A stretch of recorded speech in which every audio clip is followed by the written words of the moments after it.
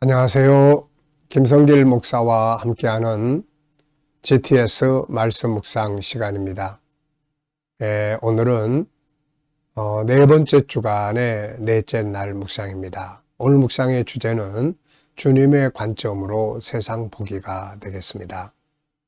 같은 사건도 주님의 관점에서 보는 것과 내 관점에서 보는 것은 전혀 다른 것이죠.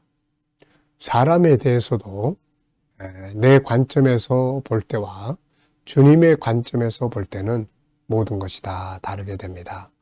믿음이라는 것은 내 관점에서 보던 것들을 내려놓고 주님의 관점에서 생각하고 또 주님의 관점에서 보고 이해하고 받아들이는 것이죠. 그래서 승리가 있게 되는 겁니다. 요셉이 애굽으로 팔려갔을 때도 인간적 관점에서는 형제들에 대한 분노와 절망감과 미움과 이런 것들이 가득했겠지만, 그러나 하나님의 관점에서 보면은 하나님이 왜 나를 이곳에 보내셨을까? 라는 생각을 하게 되는 거죠. 결국 요셉은 그런 믿음으로 승리를 하게 됐던 겁니다. 가나안 땅 정탐했던 사람들도 역시 10명은 인간적인 관점에서 가나안 정보를 생각을 했습니다. 그러다 보니까 모든 것이 뒤떨어진 자기들의 모습을 보면서 이건 불가능하다 이렇게 판단을 한 거죠. 그런데 여호수아 갈렙은 하나님의 관점에서 가나안 정보를 생각을 합니다. 하나님이 함께 하시면 되는 거다. 결국 그들은 그 믿음대로 들어갈 수가 있었던 거죠. 사람에 대한 것도 마찬가지예요. 음행하던 여인을 유대인들은 돌로 쳐서 죽이겠다고 돌 들고 그 앞에 섰습니다. 이것이 당시의 법이니까요. 그런데 예수님은 그들을 살려서 보냅니다. 그 여인을 살려서 보내는데 이 사람의 관점은 죄를 보고 주님의 관점은 죄를 지을 수밖에 없었던 그 연약함, 아픔에 공감하고 그 이면에 있는 간절한 열망을 보는 거죠. 그래서 살려서 보낸 겁니다. 이렇게 환경이든 사람이든 주님의 관점에서 보면 더 좋은 결과를 얻습니다. 오늘도 어떤 상황에 있든지 간에 주님의 관점에서 보는 훈련을 하시기 바랍니다. GTS 묵상은 두 가지의 목적을 위해 만들어졌습니다. 하나는 매일매일 영감을 얻는 역동성 있는 신앙생활을 하는 것이고요. 또 하나는 삶의 현장에 변화를 만들고 발전을 가져오기 위한 거죠. 아이들에게는 재능을 개발하고 또 학습 능력을 키워주기 위해서 만들어졌습니다. 이것을 위해서 5, 7, 2의 구조가 들어있죠. 5는 그림을 분석하거나 사물을 분석하는 5가지 내용인데요. 이것을 통해서 생각의 기능을 키워주는 겁니다. 그리고 7가지 주제는 5, 7인데 7가지 주제는 그날 우리의 삶에 변화를 주는 주제들입니다. 그리고 한꺼번에 사용할 때는 우리의 삶을 점검할 수 있는 컨설팅의 도구가 되고요. 아이들에게는 독서와 학습을 지도해 줄 수 있는 좋은 재료가 됩니다. 2는 질문 만들기와 주님께 묻고 의논하고 영감을 얻는 훈련입니다. 5, 7, 2 이것만 익숙하게 훈련이 되면 참 정말 좋은 삶을 만들어 갈 수가 있게 되는 거죠. 자, 오늘도 그림 분석부터 정리를 하겠습니다. 자, 이 그림을 보면 제목은 만찬에서 제자들에게 소망의 말씀을 가르쳤다 이렇게 붙어 있는데, 또 어떻게 보면 이 손바닥을 만지는 걸 보면 주님이 부활하신 다음에 제자들이 있는 곳에 오셨을 때 내용인 것 같기도 하고 그렇습니다. 자, 어쨌든 어떤 부분에서 생각하시든 간에 여기에 제목을 정하고 또 의미를 적어 보시면 됩니다. 꼭 뭐 이 그림에 대해서 지금 정답 찾기 하는 거 아니니까요. 그냥 자기가 느끼는 대로 사용하시면 됩니다. 저는 제목을 소망의 주님 이렇게 적었어요. 사실 예수님은 제자들에게 참 소망이죠. 그래서 예수님을 따르기 시작한 겁니다. 죽으신 다음에 흩어졌지만 부활하신 다음에 또 모이는 것도 예수님의 희망이고, 마지막 만찬자리에서 제자들에게 그 마지막 말씀을 주실 때도 소망이거든요. 그게 죄사함 받게 구원받는 역사, 아버지의 나라에서 새 것으로 마시는. 그래서 예수님은 항상 희망을 가지고 계시는 분이세요. 그래서 오늘 우리들에게도, 나에게도 희망은 예수 그리스도다. 모든 것이 그분 안에 있기 때문이다. 구원도, 부활도, 아버지의 나라도, 이 땅에서의 어떤 문제 해결도, 능력도 다 그분 안에 있는 겁니다. 그래서 예수를 나의 희망으로 삼고 사는 것이 아주 중요하죠. 자, 두 번째는 이제 눈에 보이는 부분과 보이지 않는 부분에 대한 내용인데요. 눈에 보이는 부분은 예수님, 그리고 제자들의 모습, 또 집 안의 장면, 이렇게 되겠습니다. 그리고 보이지 않지만 연관되어 있는 것들은 지금 제자들과 예수님이 같이 있는, 함께 있는 것의 의미, 이게 왜 중요할까? 또 이곳에서 어떤 일들이 있었던 일들, 또 지금 주님과 함께 있는 제자들의 마음, 그리고 이 사건 이후의 결과는 또 어떤 일들이 일어났을까 하는 것을 생각해 볼 수 있죠. 세 번째는 그림에서 가장 중요한 것은 무엇인가? 저는 주님과 함께 있는 것이다. 이렇게 적어봤어요. 주님과 함께 있는 것. 자, 네 번째는 연상법 훈련입니다. 자, 한번 눈 감아 보시고요. 자, 이 그림. 예수님이 계시고 제자들이 둘러서 있고 방 안의 모습입니다. 자, 그리고 이 그림과 관계되어 있는 성경 구절 또 한번 이렇게 생각해 보시기 바랍니다. 이게 만약에 부활의 장면이라면은 요한복음 20장이에요. 부활하신 다음에 제자들이 문 닫아 걸고 있는데 그 안에 싹 들어오신 장면. 마지막 만찬자리라면은 마태복음 26장의 장면이죠. 제자들에게 마지막으로 남기실 말씀들을 다 들려주시는 내용이에요. 자, 누가복음 24장에는 엠마오로 갈 때 부활하신 예수님이 그곳에 함께 하셨죠. 사도행전 18장에는 바울 사도가 고린도에 가서 복음 전하고 굉장히 힘들어할 때 주님은 그곳에 같이 계셨고요. 또 계시록 1장의 반무섬에서도 주님은 그곳에 요한과 같이 계셨습니다. 그리고 이제 요한계시록 7장 15절로 17절을 보면은 어린 양이 주의 백성들과 함께 이제 영원토록 하나님의 나라 생명수 강가를 거닐며 함께 계시는 장면입니다. 예수님과 만나고 함께 있는 것이 행복이고 또 승리고 축복이죠. 아이들과 묵상 나누시는 분들, 오늘도 수학 공식 하나 아이들과 같이 이야기 나누는 시간 가져보시기 바랍니다. 물론 이 그림 속에서 나타나고 있는 내용을 이야기하라는 거예요. 네. 자, 상상력 키우기입니다. 이 그림 현재 역시 저는 앞에는 창세기 3장 15절, 예수님의 첫 번째 예언은 창세기 3장 15절이에요. 인간의 죄를 위해서 메시아를 보내겠다는 약속이죠. 이 그림의 완성은 이제 계시록 7장 9절로 17절이에요. 각 나라에서 백성들에게서 많은 사람들이 구원받고 돌아오는 장면이죠. 자, 오늘도 미래를 어떻게 살고 싶습니까? 우리가 이렇게 매일매일 생각하고 또 하다 보면은 비전이 없는 사람 비전을 만들게 되고요. 있는 사람은 더 잘 준비하게 됩니다. 미래를 또 한번 생각해 보시기 바랍니다. 자, 이번 주간의 말씀 본문 읽어보겠습니다. 구조 기억하시죠? 3, 2, 3, 1.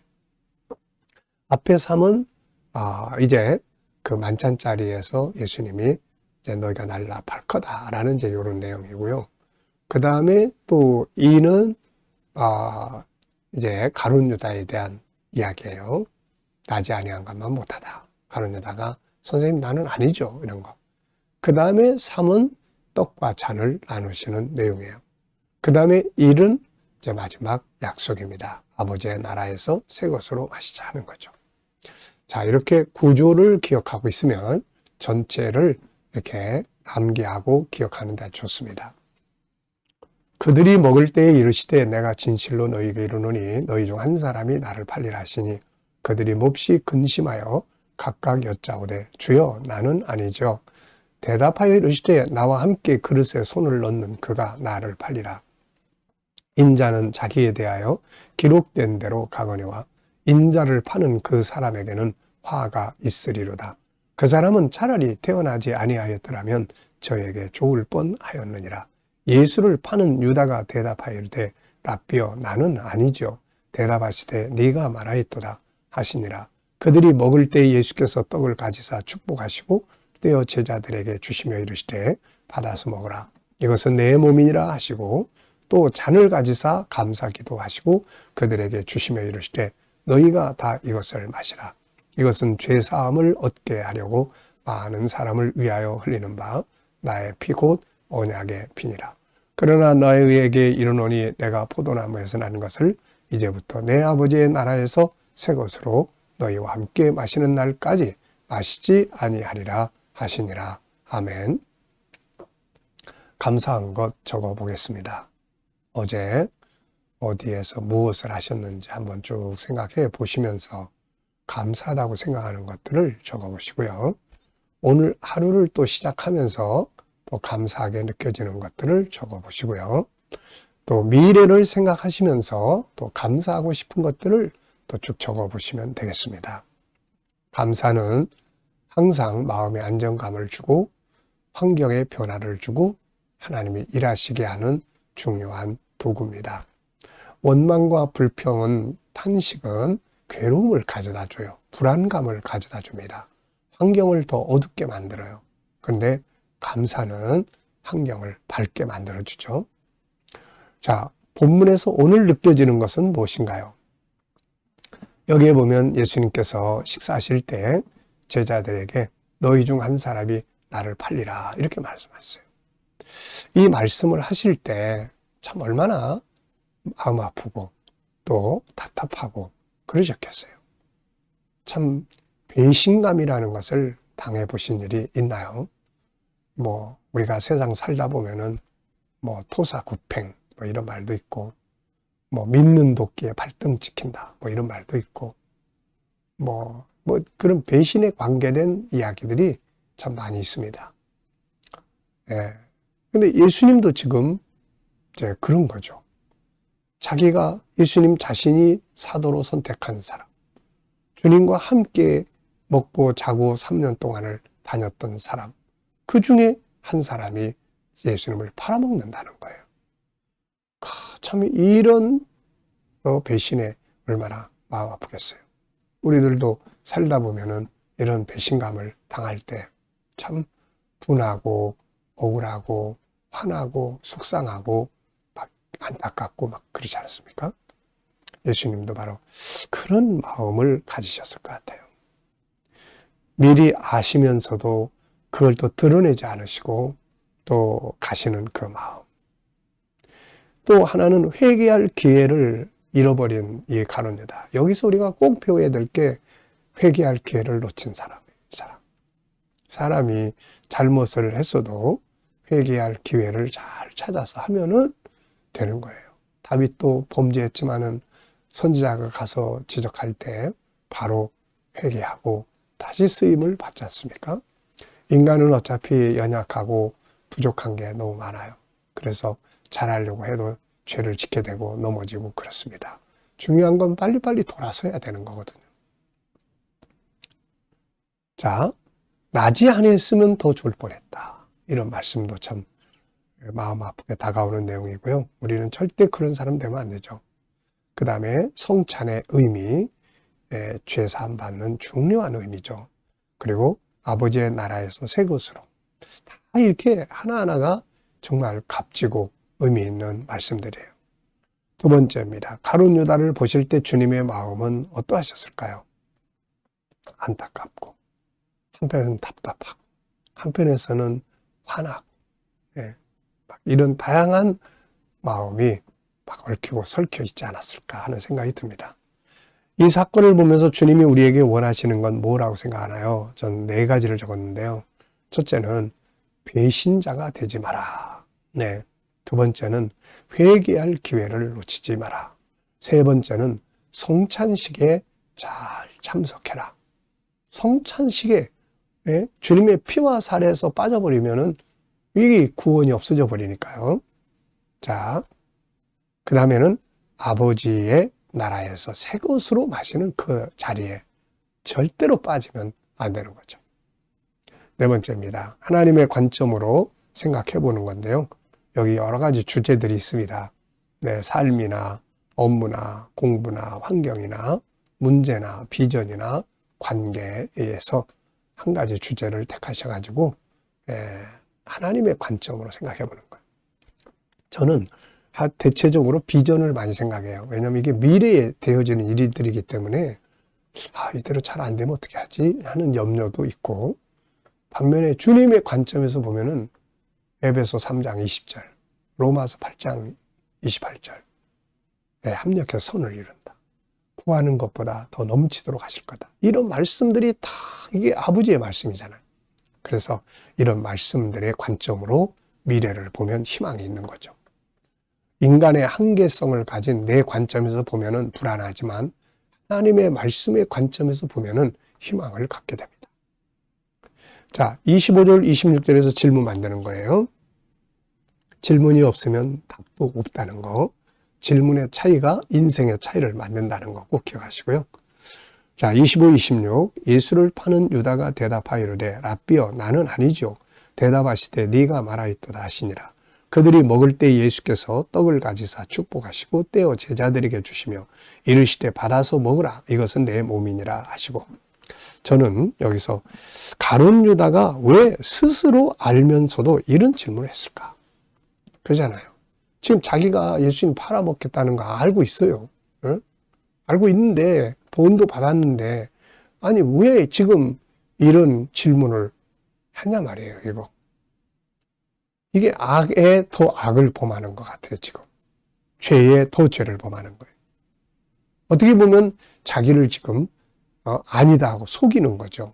가장하고 있는 거예요. 나는 아니야. 네? 나는 아니야. 자기가 알고 있거든요. 그래서 우리가 참 이런 어리석은 일들을 범하면 안 됩니다. 자기가 그게 나쁜 짓인 줄 알면서 그걸 행한다는 것은 그거는 올바른 게 아니죠. 자, 두 번째는 나의 비전에 대해 질문 만들어 보기입니다. 저는 여기서는 비전을 위해서 더 준비할 게 뭔가? 하나님께 맡겨야 될 건 하나님이 해주셔야 될 일은 기도죠. 기도. 또 내가 이루기 위해서 예를 들어서 저는 미래 비전 중에 하나가 사명인데요. 끝까지 사명 감당하는데 그렇다면 어떤 사명을 감당할 거냐? 이것을 준비해야 되는 거죠. 이 준비는 내가 철저하게 해야 되는 겁니다. 자, 그리고 건강 관리도 잘해야 되겠죠. 건강이 또 무너져 있으면은 미래에 하나님이 좋은 환경을 주셔도 일할 수 없으니까요. 자, 묵상 시간입니다. 눈 감으시고요. 본문 한번 쭉 떠올려 보시고요. 3, 2, 3, 1 그리고 7가지의 주제도 쭉 떠올려 보시고 오늘의 내 삶의 현장들을 또 쭉 떠올려 보시고요. 만날 사람, 해야 할 일, 해결해야 될 문제들 그리고 주님께 하나하나 물으시고 기다리시면 됩니다. 주님이라면 어떻게 하시겠어요? 주님 어떻게 할까요? 어떤 말을 하면 좋을까요? 어떤 자세로 대하면 좋을까요? 자, 그리고 기다려보시면 지혜, 말씀, 감동, 확신, 또 질문 이런 것들 주세요. 이거 가지고 살면 내 생각 가지고 사는 것보다 더 좋은 삶을 만들 수 있습니다. 오늘도 영감을 가지고 행복한 하루 만드시기 바랍니다. 기도하고 마치겠습니다. 감사합니다, 주님. 오늘도 묵상으로 또 하루 일과 시작합니다.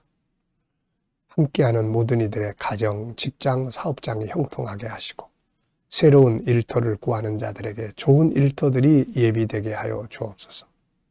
오늘도 주님 치료받는 교우들에게 치유의 능력이 함께해 주시고 어려운 문제를 안고 기도하는 성도들에게 감당할 힘을 주시며 협력하여 선을 이루게 하여 주옵소서. 혼란한 이 나라의 정국이 속히 거쳐가게 하시고 발전하는 나라, 거룩한 나라, 선교하는 나라가 되게 해 주옵소서. 오늘도 온 세계 곳곳에서 복음을 위해 수고하시는 선교사님들과 저들의 사역 가운데 함께하여 주시고 오늘도 GTS 묵상 더 많은 이들에게 보급되고 다음 세대를 양육하는 일에 귀한 도구로 사용되게 하여 주옵소서. 감사하며 예수님의 이름으로 기도하옵나이다. 아멘.